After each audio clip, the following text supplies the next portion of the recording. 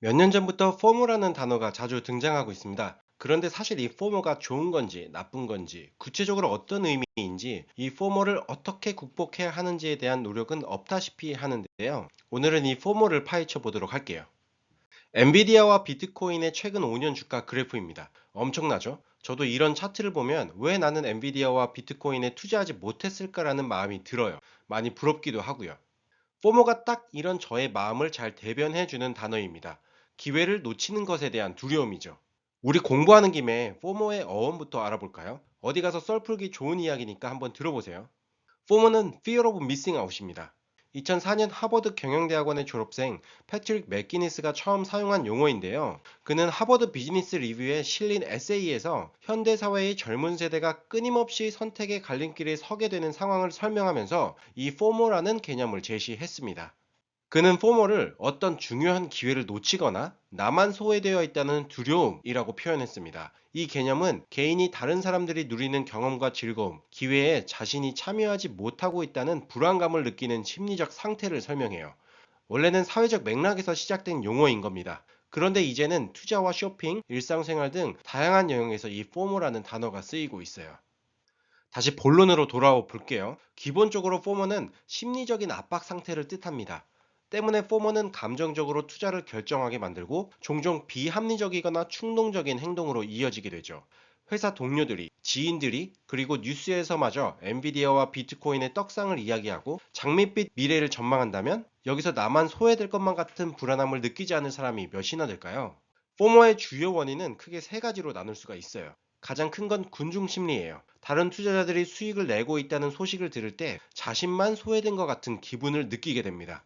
두 번째는 시장의 과열입니다. 주식, 암호화폐, 부동산 등 특정 시장이 과도하게 상승할 때 지금 투자하지 않으면 기회를 놓친다 라는 강박감을 유발하게 됩니다. 마지막은 소셜미디어와 뉴스입니다. 성공적인 투자 사례와 템베거와 같은 이야기가 공유되면서 투자자들에게 압박을 가하는 거죠.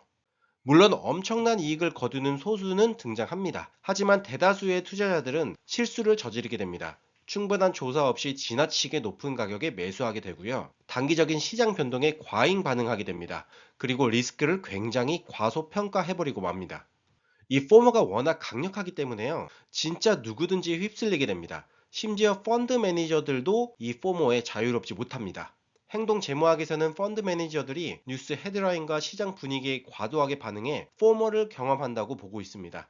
연구에 따르면요, 특정 종목이나 산업에 대한 긍정적인 뉴스가 확산될 때 펀드 매니저들은 동료들에게 뒤처지지 않기 위해서 그 종목을 과도하게 투자하는 경향을 보입니다. 닷컴 버블 당시에도 펀드 매니저들이 테크주에 과도하게 투자한 사례가 있었죠. 2020년과 2021년 테슬라 주가가 급등했을 때도 많은 펀드 매니저들이 테슬라를 포트폴리오에 포함하지 않으면 투자자들로부터 비판받을 것을 우려해서 포모 투자에 나서기도 했습니다. 결국 포모는 외부 환경으로부터 오는 압박감이며 이 압박감은 비이성적인 투자로 이어지게 되는 거죠. 그렇다면 우리는 어떻게 이 포모를 극복해 나갈 수가 있을까요? 기준 세팅이 중요합니다. 장기적인 투자 목표를 명확히 정의하고 목표에 부합하지 않는 투자 기회는 거절합니다. 예를 들어서 연 8%의 수익률 목표나 배당주 중심의 안정적 포트폴리오와 같은 원칙을 세웁니다. 투자 결정을 감정이 아닌 사전에 설정된 기준에 따라 진행하면 감정적 실수를 줄일 수가 있습니다. 이를 프리 커밋먼트 전략이라고 부릅니다. 시장 과열에 편승하기보다는 경계하는 자세도 필요합니다. 특정 자산이나 시장이 과열된 상황에서 역사를 통해 학습한 교훈을 활용합니다. 모든 자산 거품은 언젠간 꺼진다 라는 것을 인지하는 거죠. 모두가 탐욕스러울 때 두려워하고 모두가 두려워할 때 탐욕스러워라 라는 워렌 버핏의 철학은 포머를 극복하는 데 유효합니다. 투자 결정을 기록하면서 자신이 왜 특정 행동을 했는지 이유를 명확히 남기는 것도 좋은 방법입니다. 이를 통해서 과거의 포모로 인한 실수를 파악하고 개선할 수가 있는 거죠. 이를 메타인지라고 부릅니다.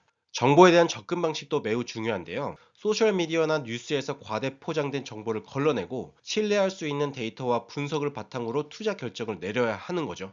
과잉되거나 편향된 정보는 비합리적인 결정을 초래할 수 있으므로 균형 잡힌 정보를 선별하는 것이 중요합니다.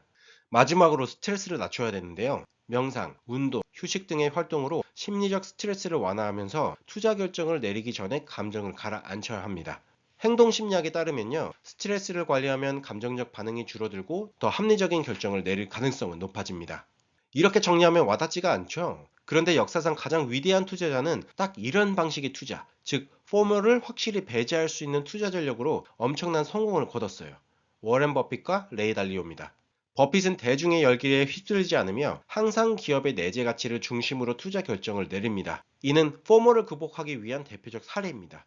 닷컴 버블 당시에 기술주를 회피하고 코카콜라와 같은 가치주의에 집중하며 성과를 냈던 게 바로 워렌 버핏이죠. 세계적인 펀드 매니저 레이 달리오는 시장에 휩쓸리지 않는 철저한 원칙 기반 투자를 강조합니다. 이는 감정이 아닌 데이터를 기반으로 투자 결정을 내림으로써 포멀을 극복하는 방법입니다. 오늘 이야기 너무 뻔하죠? 맞습니다. 뻔합니다. 포모에 휩쓸리지 말고 원칙을 지키며 투자하자는 거니까요. 그런데 사실 투자에 있어서 가장 쉽게 무너지는 게 원칙입니다.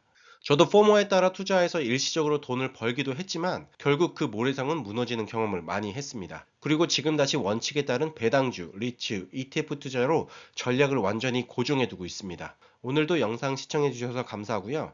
좋은 하루 되시길 바랍니다.